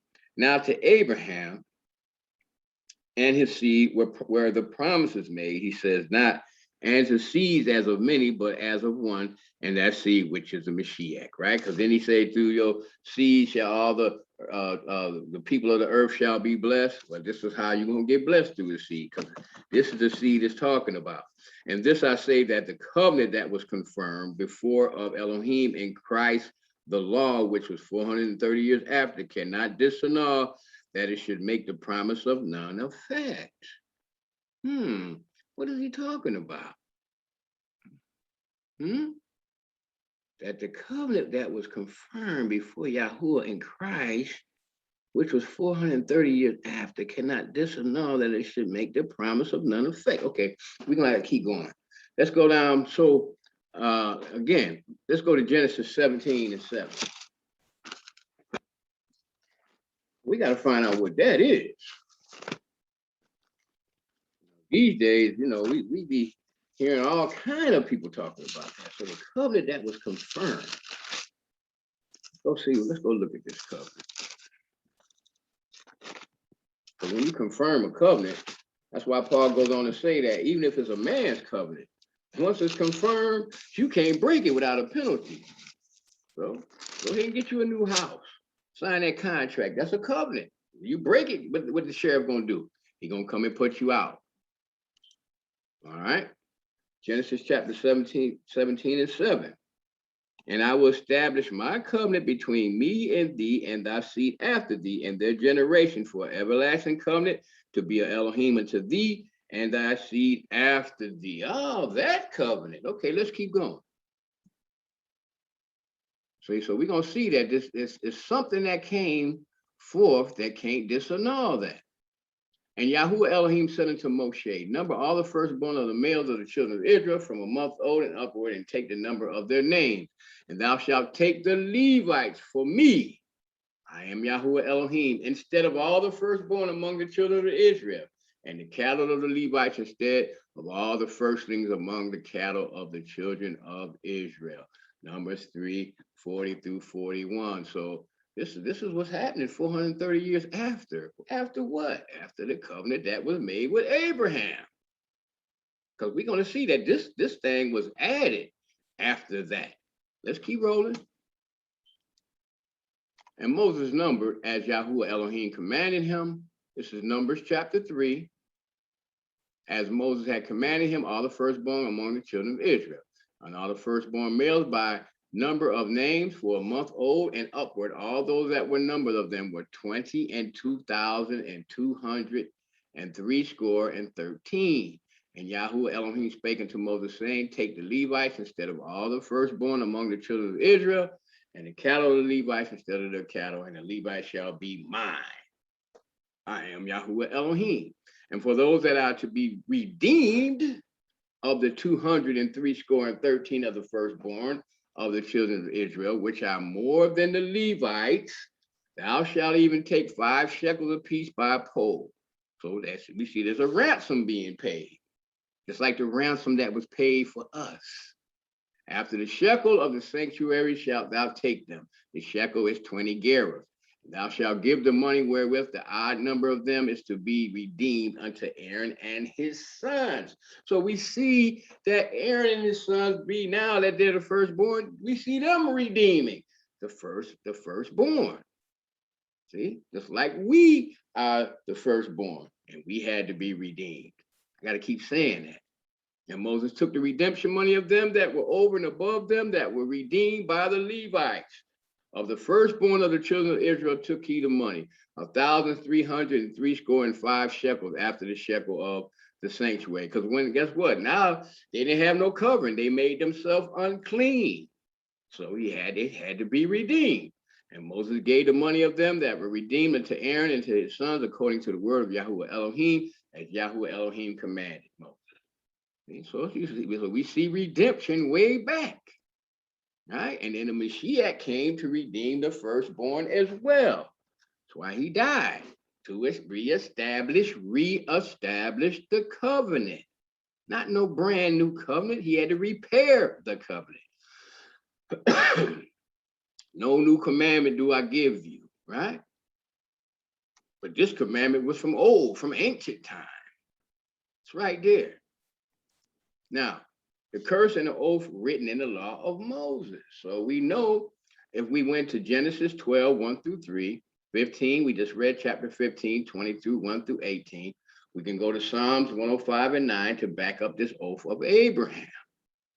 See? But we know that he also had another oath that he made against the children of Israel. All those that was 20 and up would not see the new land.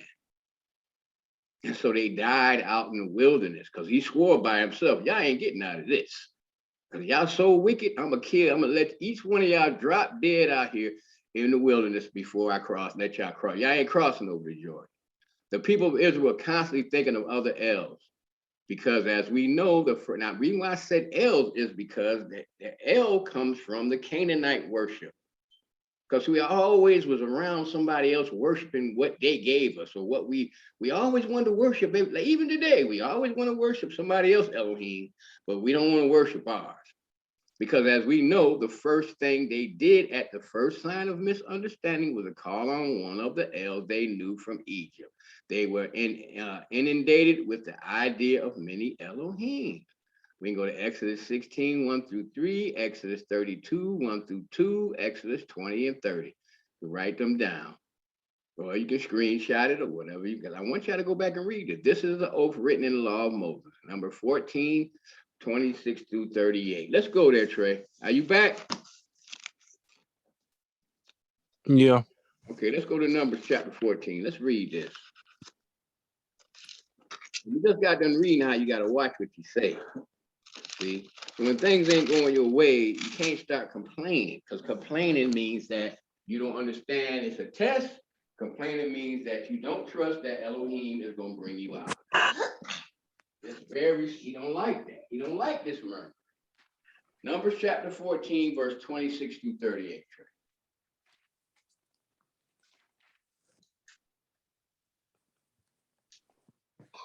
Numbers chapter 14, verse 26 through 38. And Yahuwah spoke unto Moses and unto Aaron, saying, how long shall I bear with this evil congregation which murmur against me? I have heard the murmurings of the children of Israel, which they murmur against me. Say unto them, as truly as I live, says Yahuwah, as you have spoken in my ears, so will I do to you. Your carcasses shall fall in the wilderness, and all that were number of you, according to your whole number, from 20 years old and up, which have murmured against me, doubtless you shall not come into the land concerning which I have swore to make you dwell in, save Caleb the son of Jephunneh. And because Caleb did what? When they went to go spy out the land, what did Caleb do? He was like, man, we could take this. You know, we got Yah with us, man. I don't care if they is giant. I see how tall they is. Yeah, they look, all of them look like Shaq, but I ain't scared. Let's go ahead and do this thing. I said, oh, I don't know. It's not safe. You see how big these people are? And there's no way they forgot all about Yahuwah. Then they steady murmuring about this, murmuring about that, complaining about this, complaining about that. So he said, I'm tired of this. So murmur is H number 3885, complain, hold a grudge, right? Pronounce loom. So Israel continued in confusion of other Elohim judges. You can go to Numbers chapter 17 and 18, because they just had a problem with that. And we still got a problem with that today. We gotta hold on to all these other traditions, all these other things. But we don't want to grab hold of Yahuwah. See, so this voice of Yahuwah that speaks and the finger of Yahuwah that writes. Exodus chapter 20 would tell you He wrote these with his own finger. And they're called the tablets of testimony, the 10 commandments, the 10 laws. See, this is the law of Moses. The commandments. You know, don't have no other Elohim before me. Love me with all your mind, heart, soul, and strength. Right? Don't your neighbor got a car or he got some Jordans on. Don't take a pistol and take the Jordans off him. You understand what I'm saying? Don't envy nothing that your neighbor got. Obey your mother and your father. And what could be so bad about that? But people keep saying that's the law of Moses. And that lets me know they ain't never even read what the law of Moses is, the so-called law of Moses anyway. Because there's no way. If you did, if you understood this, then how could you be telling me not to do this? See, because that means I can rob you right now. I've said that to people, so I'm getting ready to rob you. No, you wouldn't do that. Why wouldn't I do that? What's going to stop me? All I got to do is ask for forgiveness, right? I'm forgive. I'm under grace. I can do that because I'm under grace. I can do this and just say, Father, forgive me. I didn't mean to bust a pistol with this man and take his money. Then tie him up and make him go to the teller machine and take the rest of the money out for the rest of the week. Keep him tied up. I ain't do that. I can do that because I'm under grace. I can see that don't make no sense. Let's keep rolling. Now, the Sabbath was made for Israel and all who lived or dwelt within their gates with them. Exodus 16, 4 through 23. Even Yahuwah rests on this day, and he works afterwards, right? John 5 and 17, Isaiah 40 and 20. If it's good enough for Yahuwah, it's good enough for me. So Ezra 9 and 31 tells me that day was hallowed. Mark 2 and 27 says the same thing because the Sabbath was created for man, right? It was created for you. Mashiach said he is the sovereign or the king or the almighty one or the ruler of the Sabbath because he's the one that gave it to you in the first place, right? Romans 14 is another place they'll take, well, see, it's to whomever esteems it unholy. Well, we know who esteems it holy because he's the one that gave it. So just because in our mind we don't think it's holy, that ain't got nothing to do with it. Because see, the word esteem in Romans 14 means is G number 2919. That's I made a mistake. That 3 should be a number. G number 2919 chooses to approve. So whoever approves it, or the one who gave it, is the one that approves it and chooses to approve it. So if he's the one that gave it, that means you got to be persuaded in your own mind. That's what Paul tells you in Romans chapter 14 too. So persuaded me is G number 4135, to believe, to be convinced. So if you ain't persuaded in your own mind, you're not going to believe it, but it still don't change the fact that the Most High is the one that chose and approved it and gave it to you to do. See, he's the one that esteems it, to have a high opinion. Of admire, consider, honor, regard, respect, value, right? Look up to, think highly of. Let's go to Ecclesiastes 9 and 2, Trey. I mean, right now, you can go through Romans 14 and I already got this broke down for you because you're going to see that. Well, see, to him that esteems it holy, to him is holy. Yeah, exactly. Because the one who esteemed it to be holy is the one that was on Mount Sinai and gave it. So to him it is holy. Now what is it going to be to you? Ecclesiastes 9 and 2, Trey. I told you, once we get through this section right here, we ain't got to go through this no more. Because I need to move on and people are urging me, let's go do something else. But I got to get through this priesthood thing because y'all got to understand it. Come on, Trey. Ecclesiastes 9 and 2, son. Ecclesiastes chapter 9, verse 2. All things come all alike to all. There is one event to the righteous and to the wicked, to the good and to the clean and to the unclean, to him that sacrifices and to him that does not sacrifice. As is the good, so is the sinner, and he that swears as he that feared an oath. Right. So when you walk outside, you got fresh air, see? Right? You got a little garden out there. Whether you keep the commandments or not, it's gonna rain on. See? Sun's gonna shine on you, everything. And he said, well, wait a minute, man. So what's the difference? The difference is, like the book said, you're gonna be ashamed at that last day. Because you ain't gonna have no leg to stand up. Because you ain't doing the things that he told you to do. But I've been righteous. See? You can't, there's no way you're gonna be able to say anything against him, because I gave you sunshine. I gave you fresh air. I gave you a nice little family. They went to college. They did all these things. So I rained on the just like I rained on the unjust. Because that's the kind of Elohim I am. So if you don't want to do what I say, don't. But at the end of the road, when you leave this earth, you're going to run into me again. And I have some questions for you. I already know where you're at, because I made you. And if you can't answer these questions, because I already know you ain't, then there's only one place for you. Note, Yahuwah your Elohim is repeated 5 times in the first 12 verses, right? To emphasize whose authority. We're still talking about Romans chapter 14. In verse 1, we notice it says all these words. This kills any notion from any other nation or saying we took their laws or from their religion. So, again, Yahuwah is the one that esteems these things. We got to remember that. Can't worry about what nobody else said. We got to go by what he says, because to him they are holy. So if we want to be a cod with him, to us they should be as well. Now, the book of the covenant was given, the law of the spirit of life, Hamashiach, Shema, listen, O Israel, love and obey this covenant. That's basically what it was saying. Merciful by being lawful. Romans 5:21. We can go there to see that. And Yahuwah commanded me at that time to teach you statutes and judgments that you might do them in the land, whether you go over to possess it. Right? But we know that they did not do what was right. And so instead of it being the book of the covenant now, it's the same book that was called the book of the law. Because the covenant was broken, there was added of curses because of lawlessness. Animal sacrifice was added.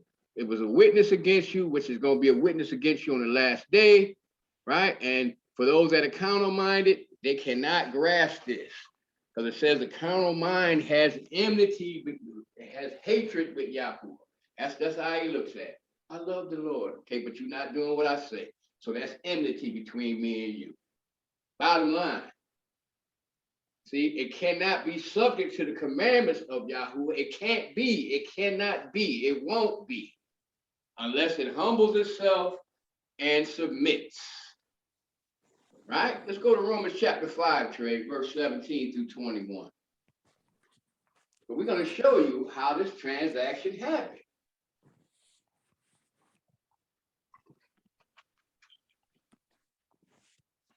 Romans chapter 5, verse 17 through 21. For by one man's offense, death reigns by one. Much more, they which receive abundance of grace and mercy and of the gift of righteousness shall reign in life by one. Yahushua. Wait. So we see that sin came into the world by one. We saw that a couple of weeks ago. Now, all these other things, mercy, righteousness, just being all the good things, is going to come in by another one, who is a Mashiach. That's why we got to have him. Go ahead, Trey. Therefore, as by the offense of one judgment came upon all men to condemnation, even so, by the righteousness of one, the free gift came upon all men unto justification of life. Okay, so the free gift. You just got them telling you, I gave everybody my benefits. Now, I even put this free gift in front of you. Now, do you want to take it or not? So some people say, I believe in the Mashiach. Okay, but again, it's circumstances. There's certain sets of rules. If you love me, you'll keep my commandments.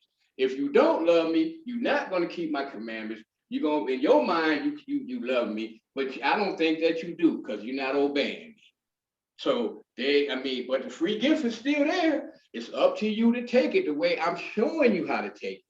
But if you don't want to do it the way that I'm showing you to take it, and since I gave them to you from the beginning and I came and died from you, and I'm steady showing you through the scripture, through the New Testament, and pointing you back to the law that I gave Moses, and you still don't want to do that, It is what it is. Go ahead, Trey. Therefore, as by one man's disobedience, many were made sinners, so by the obedience of one shall many be made righteous. Moreover, the law entered that the offense might be abound. Whoa, wait a minute. The law entered so that the offense might be magnified or blowed up so you can see it. Go ahead, finish. But where sin abounded, grace did much more abound. Right, so while sin was there, but here comes the free gift, which is the grace. Even though the sin was big, I'm bigger. I mean, I'm much more. I'm much more than that. All you got to do is come to me like I'm telling you to come to me. This is what he's saying. So when we look at the word where sin entered, to enter in addition to what? At G number 3922, the judgments that were first given in Exodus 21:1.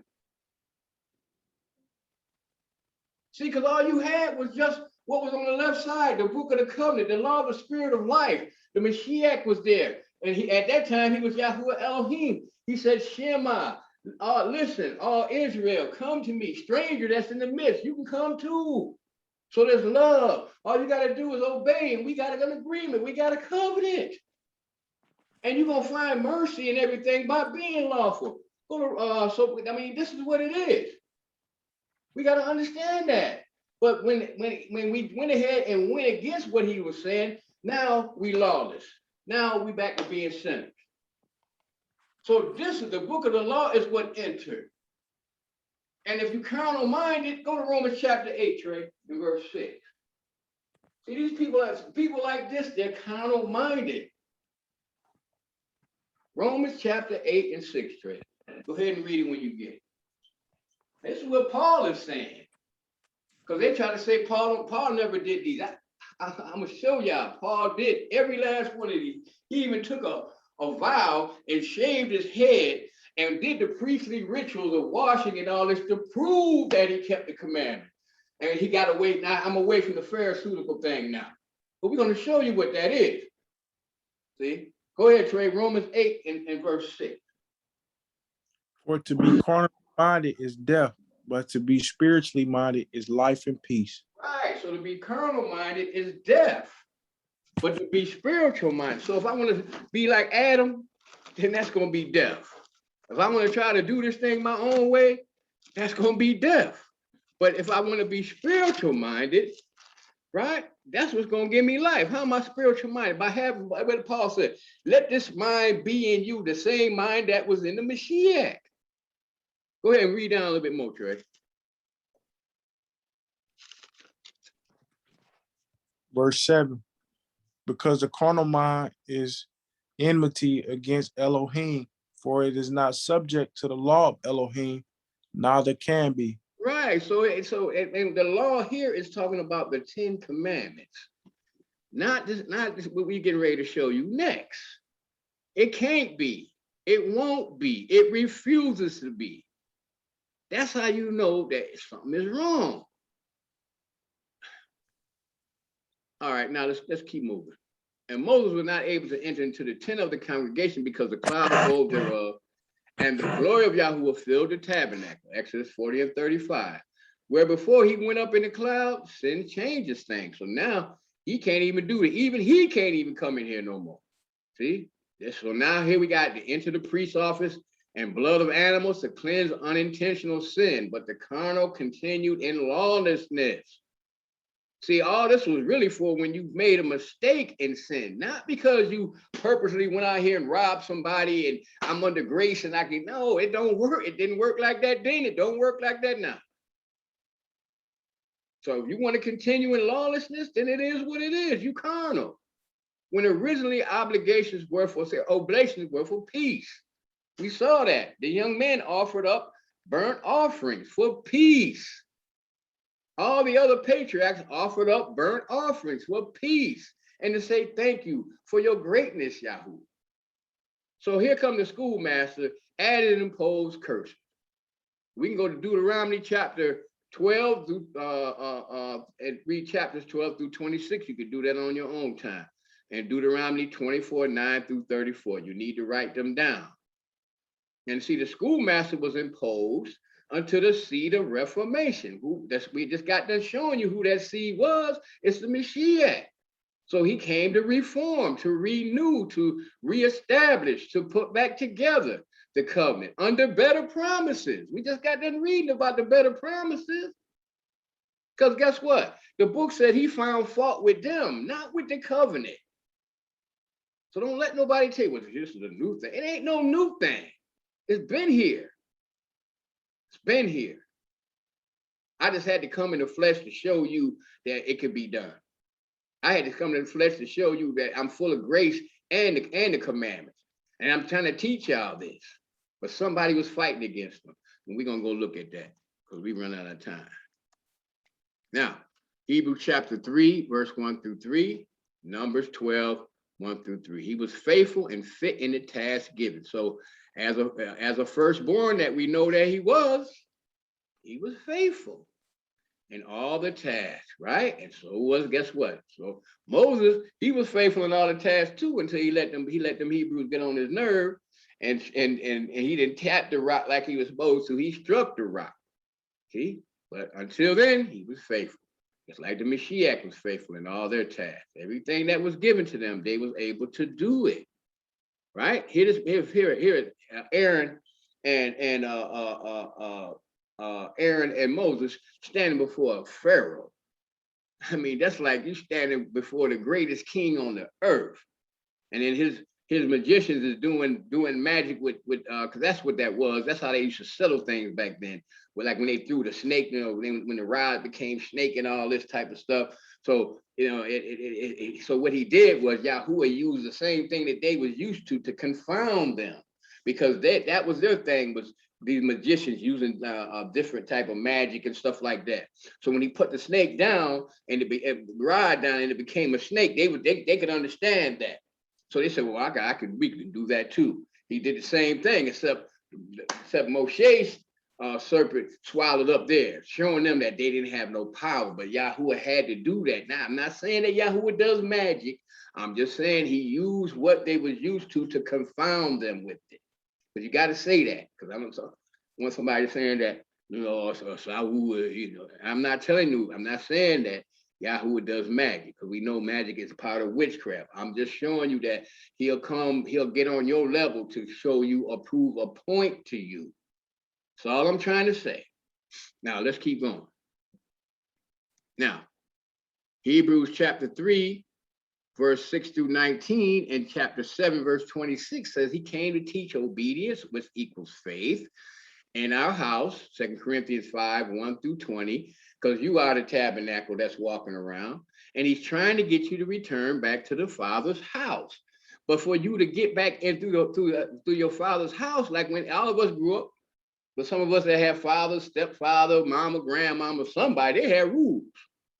And they put you out because you ain't obeying their rules.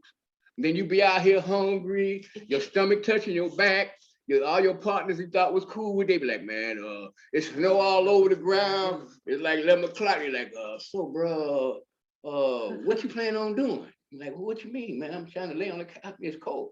No, man, you can't stay here tonight, man. You gotta make a move, baby.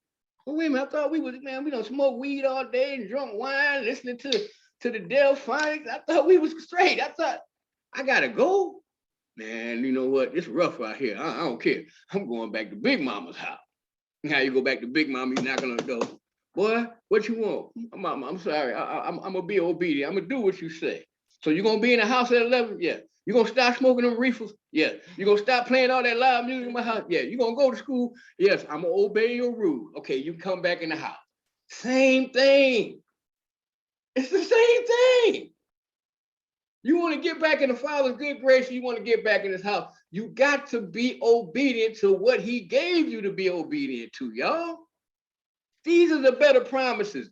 Also, the better promises that you're gonna be majestic, and he got a palace for you. What's wrong with that? Is that a lot to give up? just for being obedient and pushing this world away and all the things that go along with it? I don't know. I can't answer that. Only you can. Now, the Levites and their lineage. We're going to stop right here. But next week, we're going to get into this thing and show you. We're going to break down these. Let me show you something here. We're going to go into all of this. And we're going to break down all of this. So if you came this week, please come next week, because we're going to show you what was added, how it was added, all these things, how about the disannulling and all the stuff Paul talking about. We're going to get into that next week. So please, if y'all wake you up, please be here. Same bat time, same bat channel. You want to be here, y'all. Because now once we go through this part of the priesthood, you're going to understand exactly what's going on. So when you get to Paul, you'll be like, no, man, that ain't what that means. Hold on. Can I please just show you something? Yes. Okay, let's look here. Boom, boom, boom, boom, boom, boom. Man, wait a minute. That's what that is? Oh, snap. I never seen it like that before. Exactly. So now I got to make a decision, right? Yeah, you do. All right. So that's it for this class. And